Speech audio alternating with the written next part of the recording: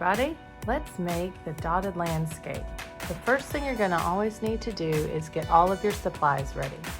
So to do this particular project, we've gotten our 8x10 drawing paper from the kit. Go get your favorite watercolors that you have. You can use any kind that you want. You can use your praying. There's an awesome set at Michael's for about $9. There's Crayola. There's so many brands of your favorite watercolor. Just go ahead and grab the one that you like best. Then you need a water cup filled with water, your brush for watercolors, and later in the project we're going to need the acrylic paint pods that are in your art kit. You're going to need some of those Q-tips that are in your art kit. Get some glue, preferably clear glue, even though a lot of Elmer's glues, they do dry clear. I do love using a clear one from the get-go. You'll need to get yours for that. And then get the little bag of sequins that we've included in the art kit. Alright? So this project is broken up into 3 steps. The first step is the background. And if you look at the back of the card that's included in your kit, we're giving you ideas. You don't have to make a desert scene if you don't want to. You can use any kind of landscape scene that you love. Now, landscape means outside. So do you want yours to be fantastical and a princess castle? Do you want it to be a jungle? Do you want it to be a farmland? Do you want it to be a river in the mountains? There's a beach scene. There's so many wonderful ideas that are out there. And we're going to make this one, okay? So I've got all my supplies set out. I've decided on the scene that I want to do, and then we're going to get started. During step 1 of the project, we're going to paint our background. Now let's look at the finished example project. Do you see these light colors that are in the background? Ignore all of the dots and all of the sequins. Look behind them. So look and see the light blue background. Do you see how some of it's lighter than other areas? Look in the desert sand. Do you see there's yellow and there's orange and red and all these different colors? No matter what scene you pick, it's important to really use more than one color for both the sky and the ground part, because we really want to make this a vibrant, rich color landscape, full of color, full of life, okay? So I'm going to put this aside. I've decided on my background. I've got my 8x10 drawing paper from the art kit that we gave you. And I've got my brush. We're going to do watercolor first. So step 1, I am going to paint the background. Now, what I'm doing is dipping my brush into the water, and I'm very lightly coating my paper with water. So you're going to want to work on a table. You will want to work on a table that it's okay to get wet. If you need to put down a placemat or a plastic bag to work on top of, that's okay. Just talk to mom and dad and figure out talk to the adult and figure out which of those ideas is going to work best for you. All right, so I'm not scraping it. I'm very lightly touching my brush to the surface of my paper. Now, watercolors are activated by water, okay? So in the blues, I'm going to go ahead and get water from my water cup and dip it onto the little watercolor cakes that I want to use. I want to make a desert scene. So I'm going to use yellows and oranges and pinks and reds. And all I'm doing is getting those areas nice and wet, dipping water on them, so that when I'm ready to go in and paint, it's activated, okay? So I'm letting the water sit and really get activated in there. You see that? Okay. Now, every watercolor pan with a lid, there's actually a really neat thing that happens. Did you know that the secret to watercolor pans is that the lid acts as a mixing tray. So you can actually put water in your tray and mix colors in there that are different than the ones that are in the watercolor containers. How cool is that? So I'm gonna put a little bit of water in some of my open cakes in my little open areas over here so that I can mix some colors that are unique to my interest. I don't have to just use the colors that the watercolor people give me. Isn't that neat?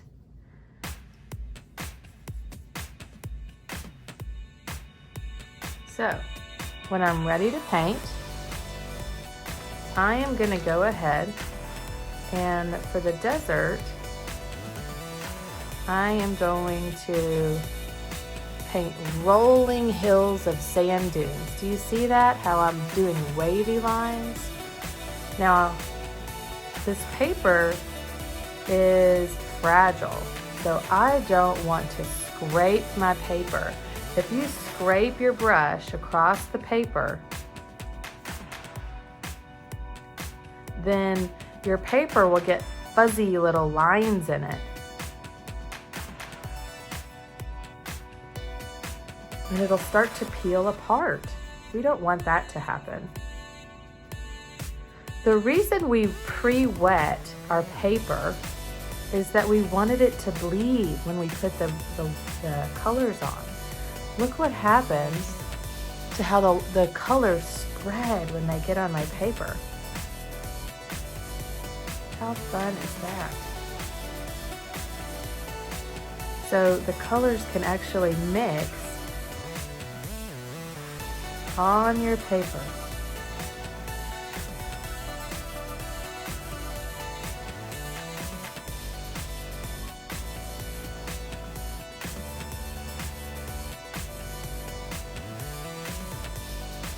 There we go.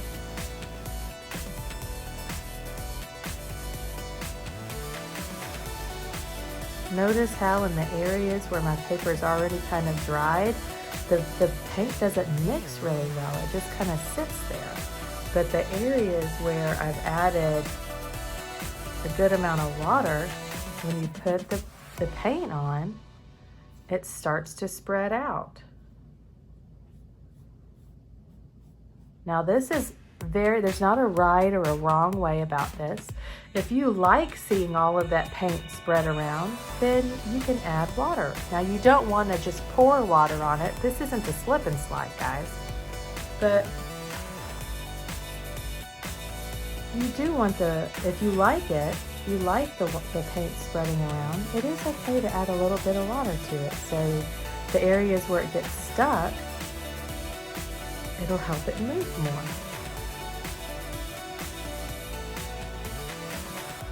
Now, if you don't want it to spread a whole bunch into the sky, you can damp it. You can tap it dry a little bit to get rid of some of that excess water. Also, damping it with a paper towel is going to give you texture. Look at those texture lines that I'm getting. If you don't want to do that, you don't have to. It's pretty fun to do it with plastic and bubble wrap, because all of those things have different texture and are going to leave different marks on your landscape. All right, so now what do you think? This is kind of similar to my original. Now you want to make sure that you've got a lot of land, because we're going to put things like cacti or castles or little creatures in the ground. Now if you make the ground way only down here and the rest of it sky, then you can't really put anything on the ground, okay? So you need to make sure that a good amount of your project has a good amount of ground, okay? Just like I do here. Look at that, it's about half of it. Now I'm ready to start painting my sky. And I notice that it's a little dry. I can add some more water if I want. And look, I can go grab these colors over here that I made. Look how fun those are.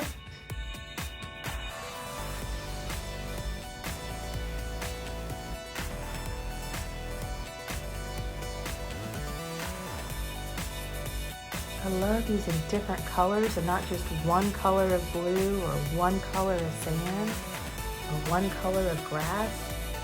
I think it's so much more interesting when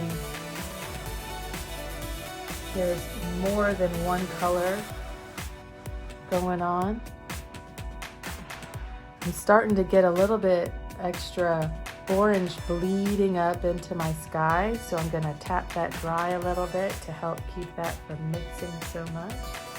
You could, if you wanted to, you can wait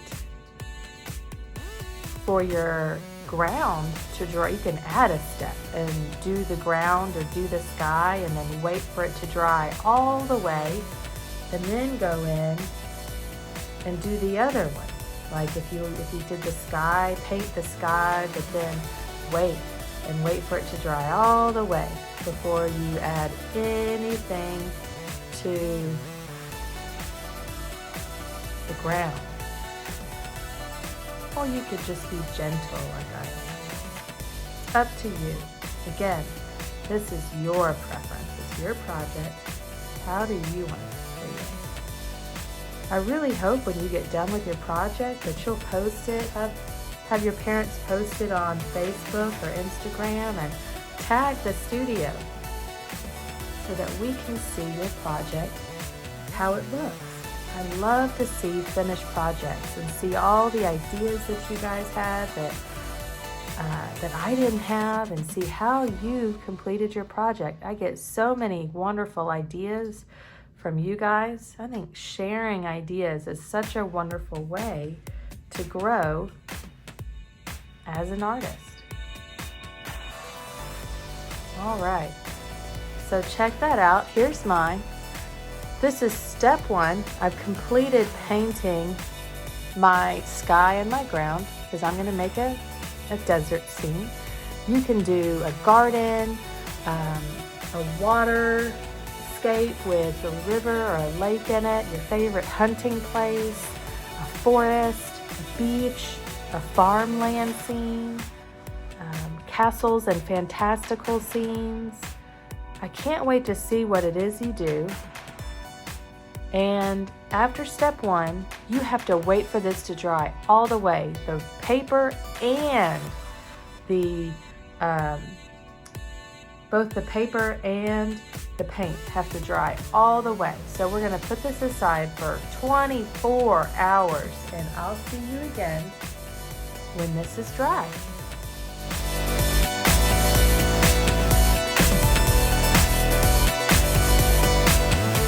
Hey guys, here's a watercolor tip for you. When you're done using watercolors, there's wetness everywhere. I have a couple of tips for you. Number one, you do not have to wash out the mixing tray. Do you see this whole lid? And here's another one of my watercolor trays. You don't have to wash that out because even though this is dry, completely dry, once it dries, this watercolor can still be activated and I can still use it. So I love this burnt orange that I have here and this blue and olive green and yellow green. All these colors are so neat. Rid of them. Let them dry completely, and then if I ever want to use them again, all I have to do is with a clean brush and water, dip some water in there and swirl it around to activate it again. And bam, look at this. I have this wonderful deep purple that was dry and now I can use to paint again. So awesome. My other tip is that don't wash this out and cover it. What do I mean by that? Do not shut the lid of your watercolor when you're done with them.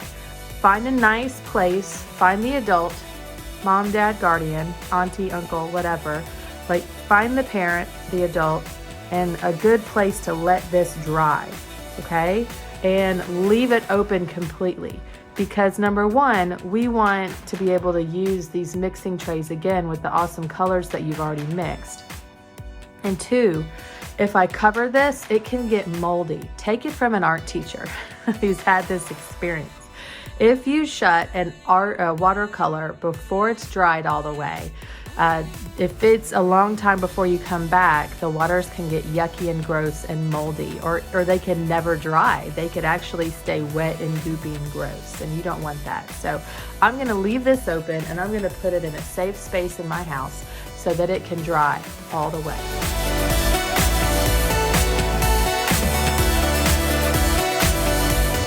Okay, we're back for step 2 of the dotted landscape. We've already watercolored our background, and now it is dried completely. We are back 24 hours later. It takes a while for the water to really dry, not just the watercolor, but the paper itself. And we are back, and it's dry. Now, this next step, we are ready to start dotting in acrylic paint the details and fun parts of our landscape. Now, if it makes you feel better to draw some of those really light outlines of some of the shapes, like the trees or a cactus or a mountain or a flower, where you want those to go, then you can do that, and I'll show you how now. I've got my handy dandy pencil that it's sharpened, but I'm gonna draw as lightly as I possibly can. I don't even know if you can see where you are, how lightly I'm trying to draw the different parts of where I want my cacti to go. I'm trying to like barely touch the surface of the paper. Look at that. Can you see that? You can just barely see. Now, please do not go in and draw really dark, because if you have to erase, it's very possible that you could erase through the watercolor and get a little frustrated, okay? When you're ready, we're gonna open up some of the acrylic paint that we've got to dot out some of your cacti or your house, or whichever parts you want to do. Okay, so I've got the colors I want to use right now, and I'm going to get out one of my Q-tips and go get a pair of scissors from an adult, but make sure if you need an adult to help you cut it that they'll do this part. Adult might need to cut this for you. So I'm going to cut my Q-tip and kind of squish it back to where it still has a little circle, because when you cut it, it kind of squishes. Alright, so I've bent it back, and now what I'm going to do is just kind of go in and start making my pattern. Okay, instead of outlining my cactus, I'm actually going to draw lines for my little cactus shapes. Okay, I'm going to zoom in now so that you can see that. Bloop, bloop. There we go. Check that out.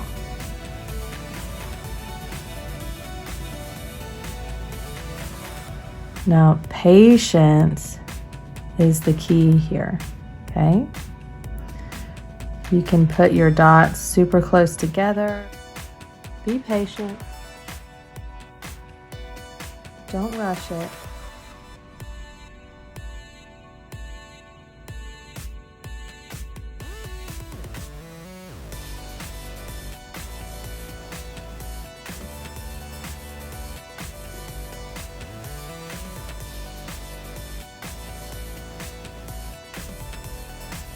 I'm following along with the curve of my cactus, and now look, I'm making a little gap because I want to make sure that on the right side of my cactus the lines go one way, but on the other side of my cactus, they go the other, kind of like a pumpkin.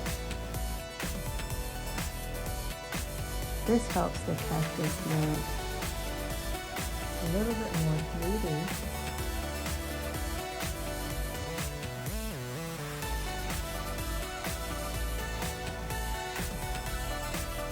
I'm not trying to go too fast.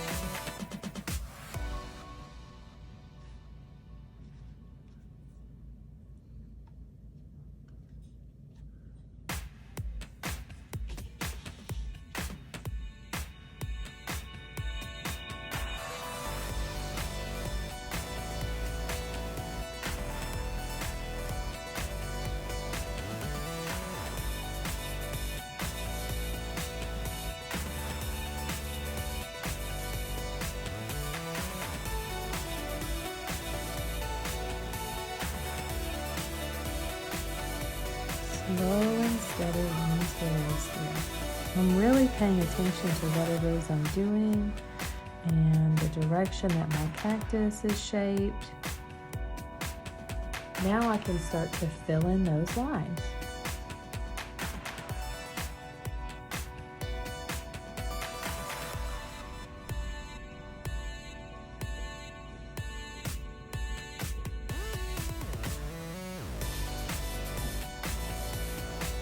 It's okay if some of your blobs don't look like circles, if they're more blobby shape.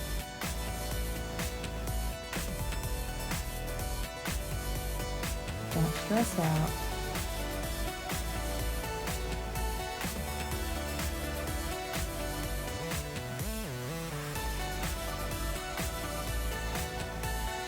Pretty fun. I'm very excited how it's coming. See, my two blobs blended together and turned into one weird blob. That's okay.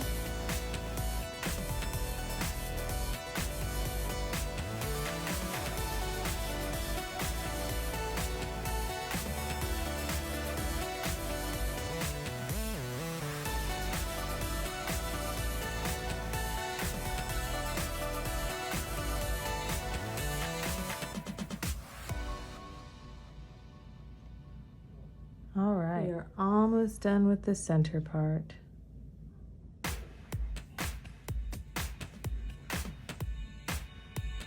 Pretty awesome. All right, now let's make two arms of my cactus.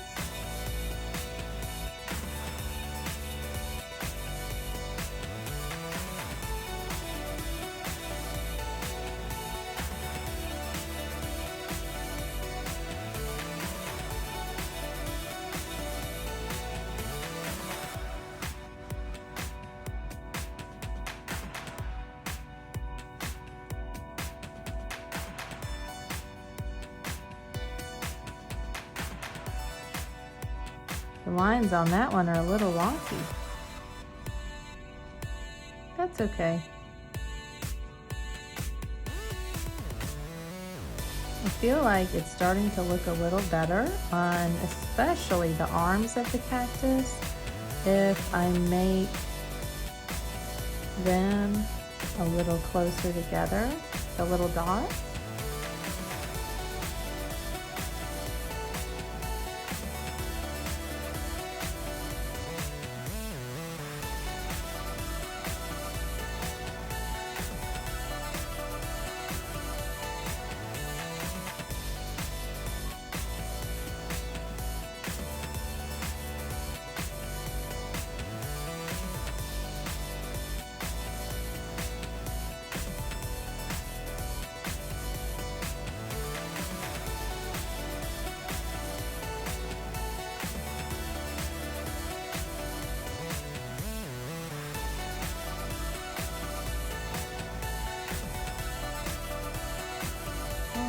Check that out. So I've got one cactus done. I'm going to zoom back out. Pop. One cactus done. I'm going to get going on these other cacti. I do think my little blobby one here, I'm gonna put this little guy down. I have a little lumpy one that I want to do from the example. I think what I'm going to do with him though is I am going to paint my blobs with my big fat end. So watch this. So I'm making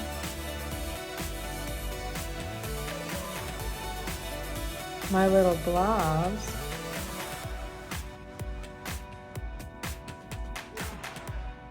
And I'm just making this up as I go.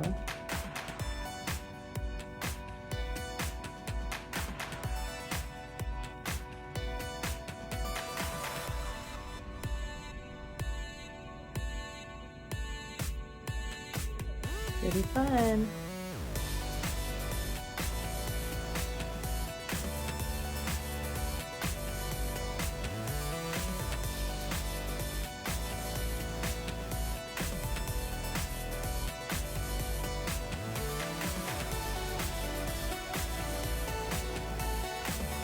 All right.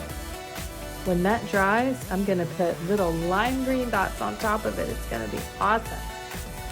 Now I'm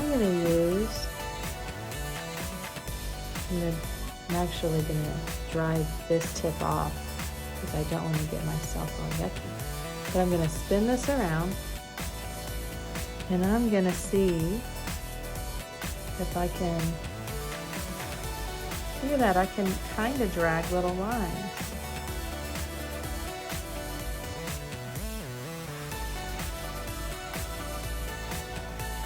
That's fun. Let me zoom in so you can see it really well.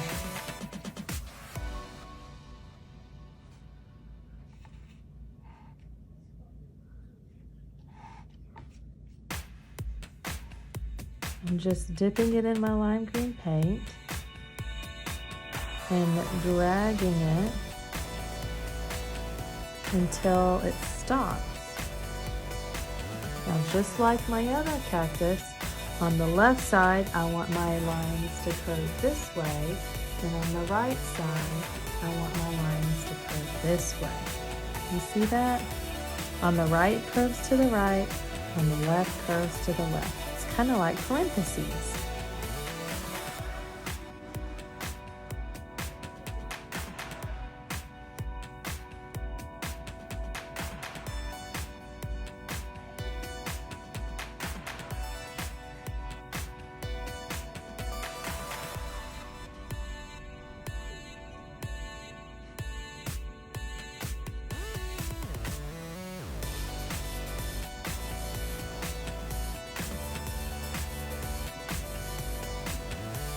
All right, I'm gonna let that dry, and then I think I might come in with another color with it, like white. I think that would be super fun.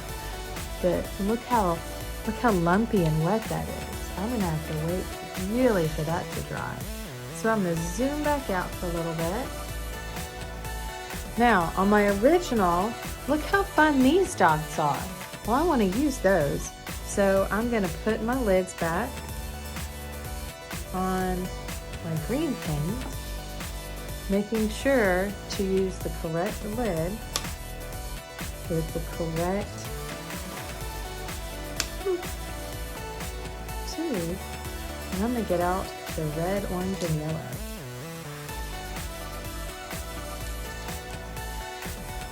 All right, I've got my Q-tips. Now I can cut this again if I want. I think I will in a little bit. I think another thing I'm going to do is I'm going to pull off, check that out, on one of them, you don't have to cut it. You could pull the cotton off.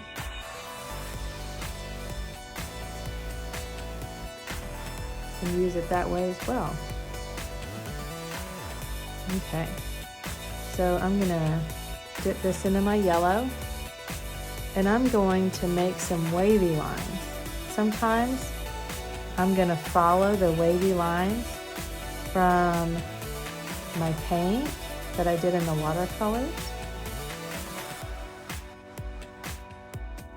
And sometimes I'm just gonna make up my own wavy line. Now, I'm gonna have some wavy lines go from edge to edge of my paper, And some of them just exist in the middle.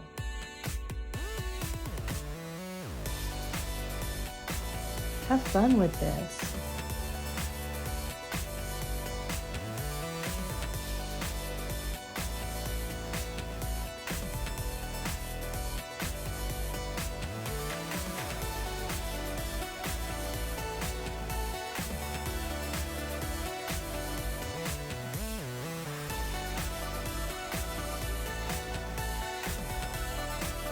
And just exploring little dots, dot, dot, dot, all the way across.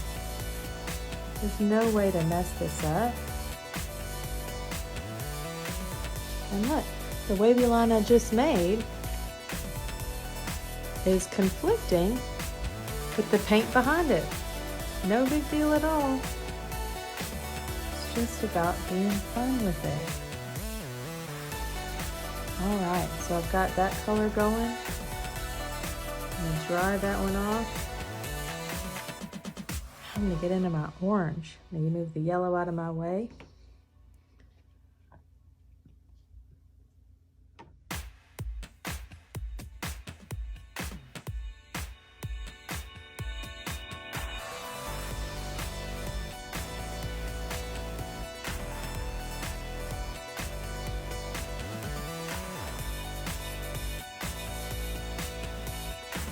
Now, you can even mix your own colors if you want. If you want to put some of this orange into a little plate and mix some red in with it or mix some white, you can even make more colors than what we've given you. That would be exciting. Make sure you have adult permission to do that though, okay?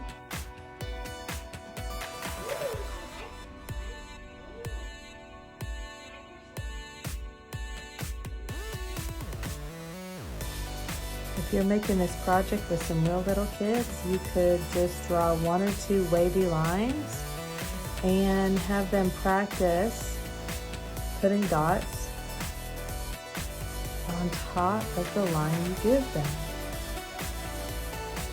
It's a very good motor skills practice.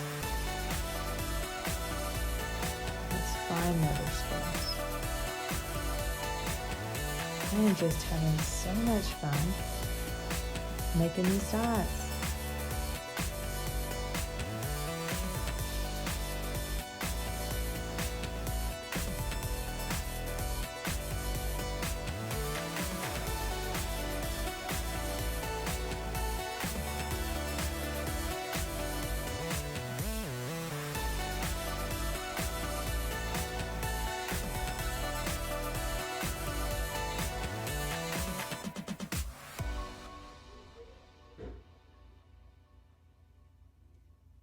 Can't wait to see how you use lines and dots and blobs for your landscape.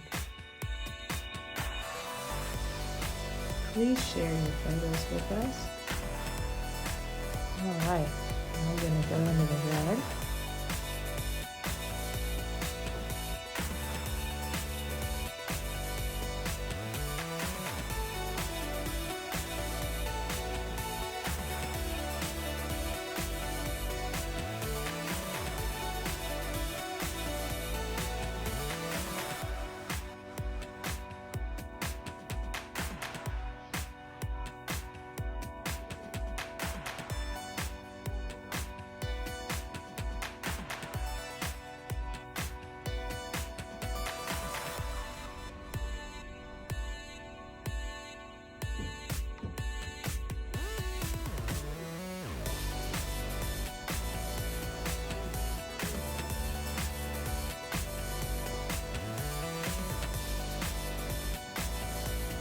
How fun this is coming together.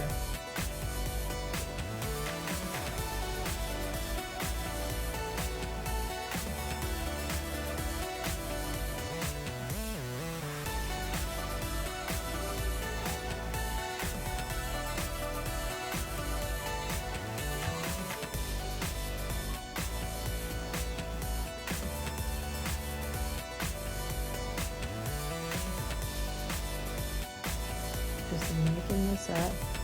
Sometimes I'm following the lines I've already created. Sometimes I'm being a rebel and making a brand new line that goes against the ones I've already made. Just having fun with the lines I'm making.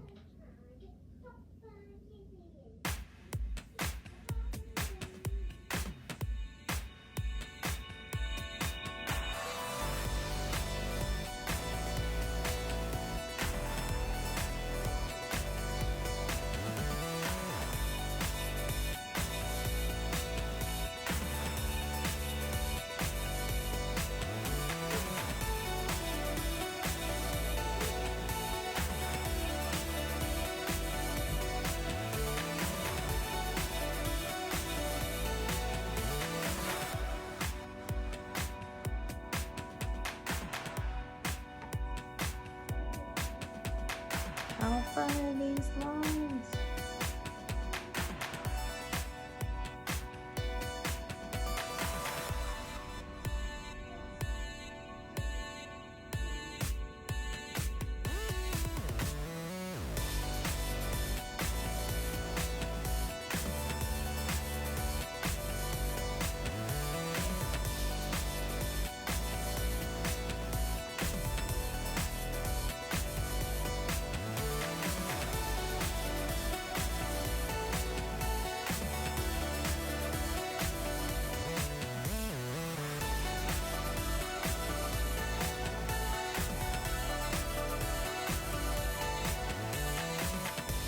All right, how neat is that? All right, now I'll put that aside.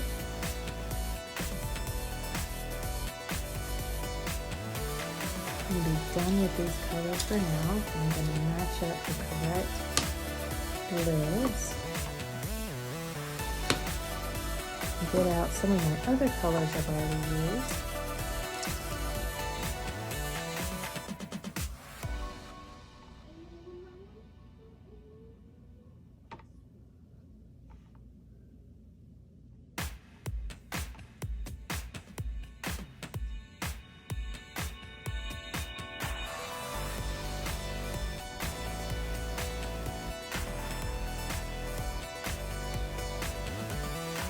Might be good to, if you start to get a little paint on yourself, to be careful not to smudge what you've already done. So if you need to do this in sections and not all in one sitting, that's probably a good idea.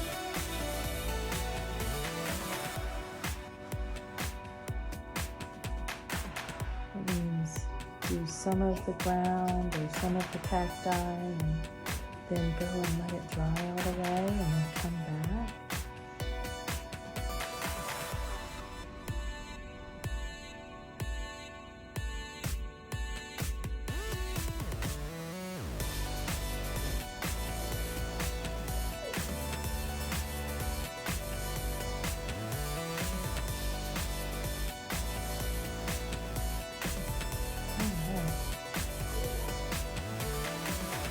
Look how fun this is coming along. I love these little blobs. This is so cute.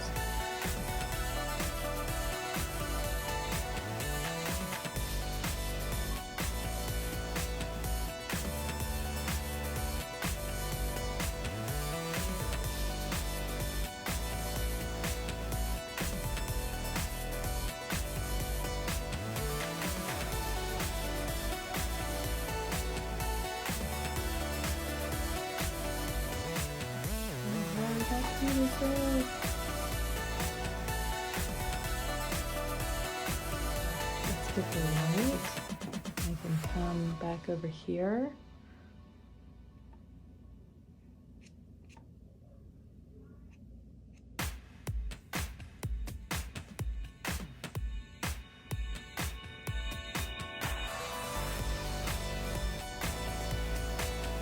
And in between those little green lines, I'm dragging little white lines.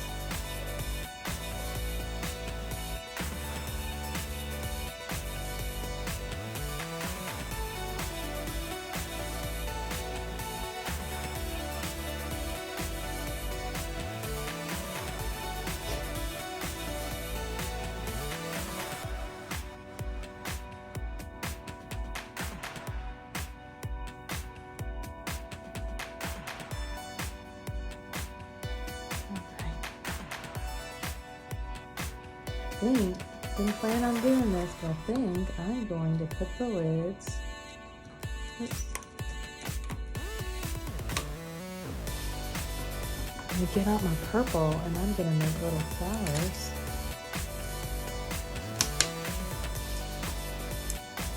Coming out at the tips.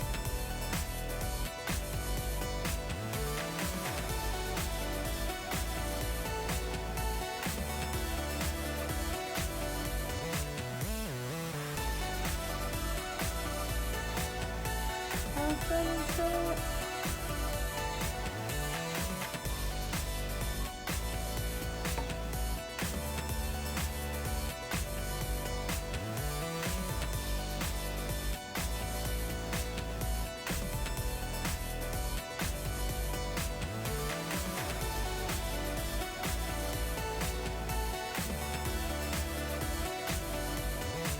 Yay, how neat. So excited.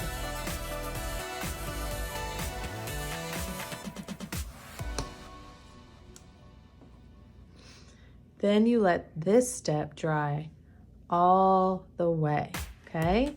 So let's put it aside and wait for it to dry. Be sure to clean up your stuff all the way, okay?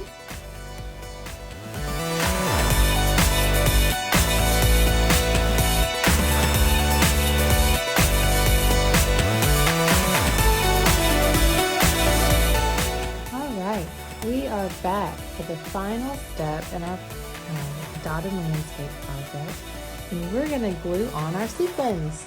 So this is all about adding pizzazz and detail in various areas. You're going to need your clear glue and some of your sequins from our sequin bag. Now, there are different ways you can apply the glue. You can use the Q-tips that we included. I'm going to pull off the cotton head so I can do that more effectively. There we go. And I've got my clear glue. Now, sequins are shaped like a cup, okay? The best way to glue them down is the cup facing this way, not this way, because this way makes the sequin more shiny. It will sparkle a whole lot more if you're able to glue it down in the cup, okay? So I'm gonna, first thing I'm gonna do is create a sun. And I'm going to use my golden sequins. You can use all one size sequin, you can use several sizes.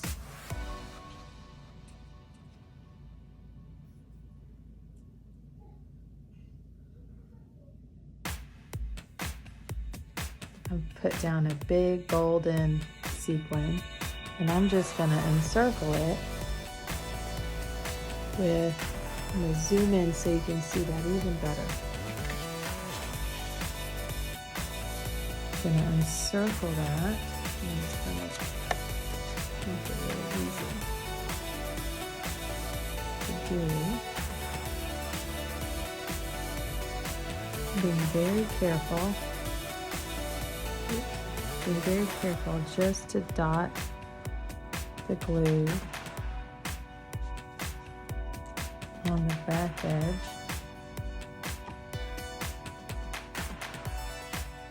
Of the sequin.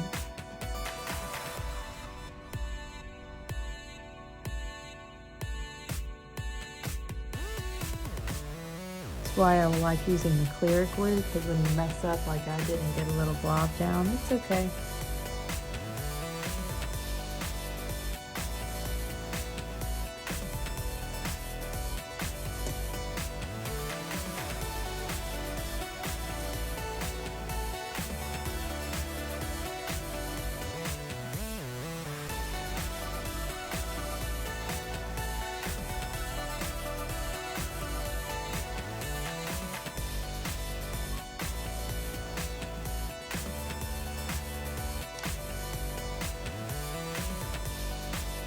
I love how shiny the sequins are.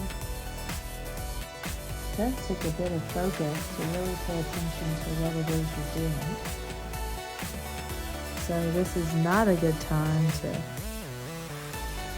be having another TV show on and be focusing on that, because it is very easy to just get frustrated. And I encourage you to just focus on the moment and be okay with mistakes and just have fun with it. So you could be done there, or you could keep gluing more.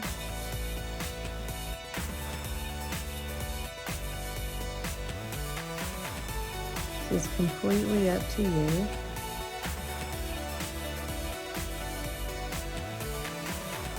No wrong answer here. You don't even have to put a sequin sun on yours. You could do just the dots, the painted dots.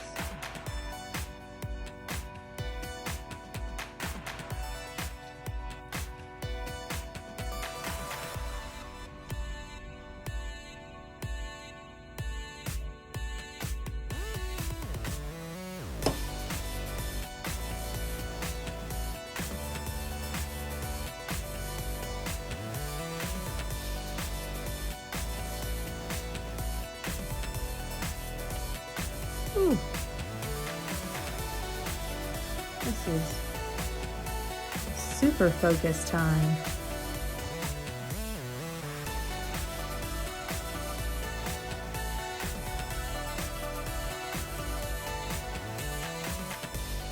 I will say, like my 5- and 6-year-old, we have a lot of fun gluing down sequins. So don't think that just because you have a little that they can't do this part.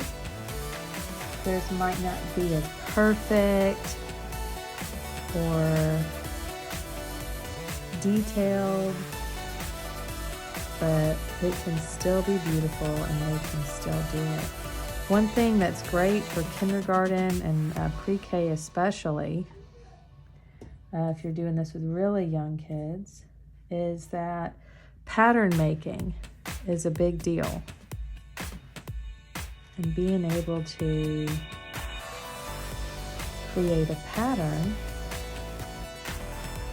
is one of the skills that they have to be able to do.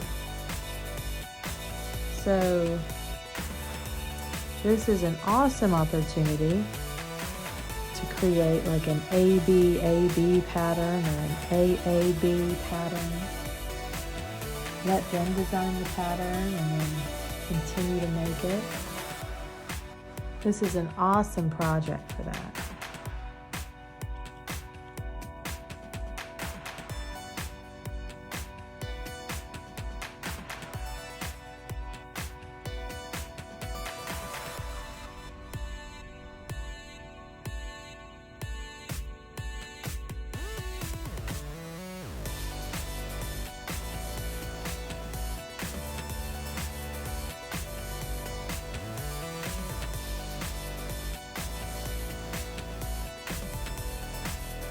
Look at my son. I'm going to zoom out.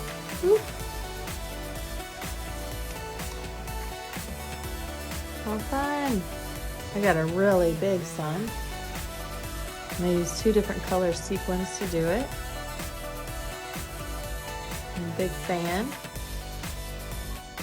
Super sparkly. Now I'm just going to start gluing some of those sequins that I like. Now, this is an awesome time if you have some areas of your background that you don't like so much for how it dries, you can cover some of those up now. I'm just randomly gluing down some really fun blue and green sequins for my sky.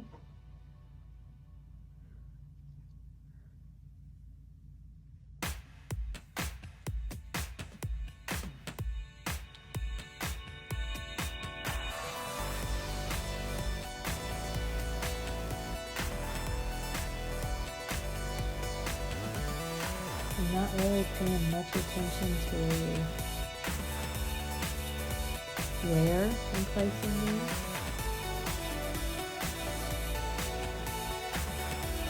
I'm just placing them, having a good time. That's really what matters to me.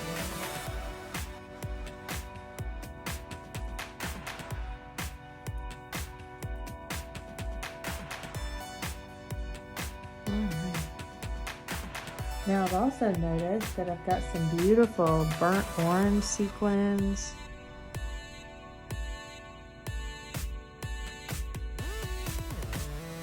And fuchsia.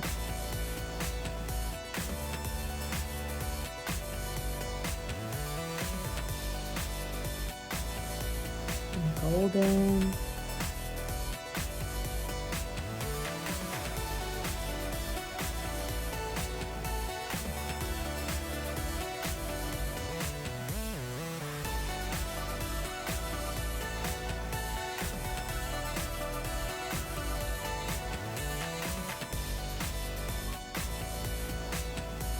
This is so much fun.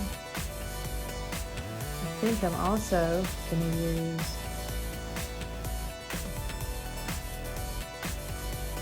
some sequins and my flowers, because there's some purple there too.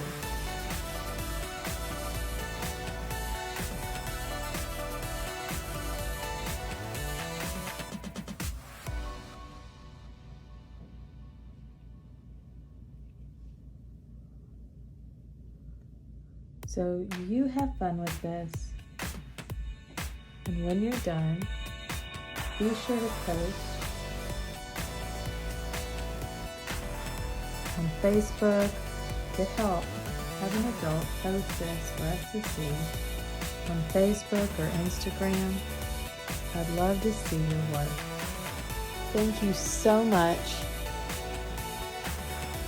for making this with me. I have had an absolute ball.